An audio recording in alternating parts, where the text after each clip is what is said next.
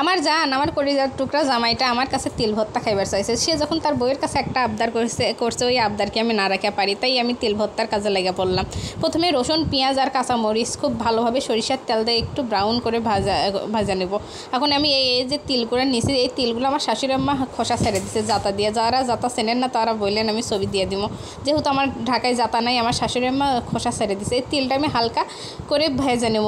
তিলটা যখন পুটপুট পুটপুট পুটপুট করে শব্দ হবে তখন ভালোভাবে নাড়াচাড়া দিয়ে খুব ভালোভাবে একটা পাতিলের থেকে নেমে নেবেন। আমি কিন্তু আগেই বলে দিছি পুটপুট পুটপুট শব্দ হলেই নেমে নেবেন। বেশি ভাজতে গেলে কিন্তু তিল ভর্তা তিতা লাগবে, তখন আবার কইবেন আপা কি কয়া দিছিল, ওটা দিয়ে আমি তিল ভর্তা করে তিল ভর্তা তিতা লাগছে।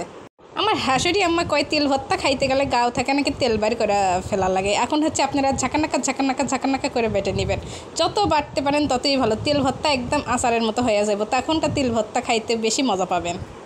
আর একটা কথা বলে রাখি, যাদের বাসায় জাতা নাই বা তিল ভর্তা খাইতে ইচ্ছা করছে খোসা কীভাবে ছাড়াবেন তাদের জন্য একটা অভিনব পদ্ধতি বলে দিচ্ছি। সালার বস্তা সবার বাসায় আছে। সালার বস্তা বলতে গেলে যে চালের বস্তাগুলো নিয়ে আসেন বাসায়, ওর উপর তিলগুলো রাখবেন, রেখে শিল দিয়ে ডলা দিবেন, যত পারেন ডলা দিবেন। একটু পরে হচ্ছে কুলা দিয়ে ঝালা দিবেন। কুলা আবার চেনেন কিনা সেটাও আবার জানি না, না চিনলে কমেন্ট করে বলবেন। তখন কুলা দিয়ে ঝালা দেবেন, দেখবেন তিলগুলোর খোসা একদম ছাড়া হয়ে গেছে। এই যে আমার তিলগুলো সব বাটা হয়ে গেছে, তিল থেকে কিন্তু একটু তেল বের হওয়া লাগবে, তখনকার তিল ভর্তা স্বাদ লাগবে। তখন রসুন, পেঁয়াজ আর কাঁচামরিচ যে ভেজে রাখছি সাথে সামান্য পরিমাণ মতো লবণ দিয়ে ভালোভাবে ঝাঁকানাকা করে বেটে নেবেন।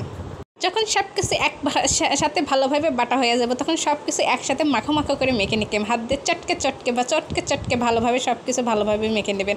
আপনারা দেখতেই পাচ্ছেন আমি হচ্ছে কেমন করে মেখে নিচ্ছি। আশেপাশে যেগুলো ভরে থাকবে সব টেনে নিয়ে এসে মেখে নেবেন, দেখবেন যে এই ভর্তার কি স্বাদ। যখন হাত দিয়ে সব কিছু ভালোভাবে চটকে মাখায় নেওয়া হয়ে যাবে তখন শিলপাটা দিয়ে আরেকটা ডলা দিবেন যেন সব কিছু ভালোভাবে মিশ হয়ে যায়। তখন সব কিছু একসাথে ভালোভাবে মিশে ভর্তাটা তুলে নেবেন। আর এই পাটার উপর ভাত মেখে খাইতে ওটা যে আরে কী স্বাদ রে ভাই। আমার ভাতটা রান্না করা হয়েছিল না বিদায় আমি খাইবার পারিনি। পরে যখন গরম ভাত ছিল তখন আমি ওই গরম ভাত দিয়ে এই ভর্তাটা খাইছি, অমৃত। এই তিল ভর্তার সাথে যদি সামান্য পুঁটি মাছ বা অন্য যে কোনো ইলিশ মাছ যে কোনো কিছু যদি ভাজা হয় ওটা দিয়ে আরও মেখে খেতে আরও দারুণ মজা লাগে। যারা তিল ভর্তা কখনও খান নাই তারা প্লিজ দয়া করে একবার খেয়ে দেখবেন আর আমাকে কমেন্ট করে জানাবেন কেমন লাগলো। আজকের মতো বিদায় নিচ্ছে, আল্লাহ হাফেজ।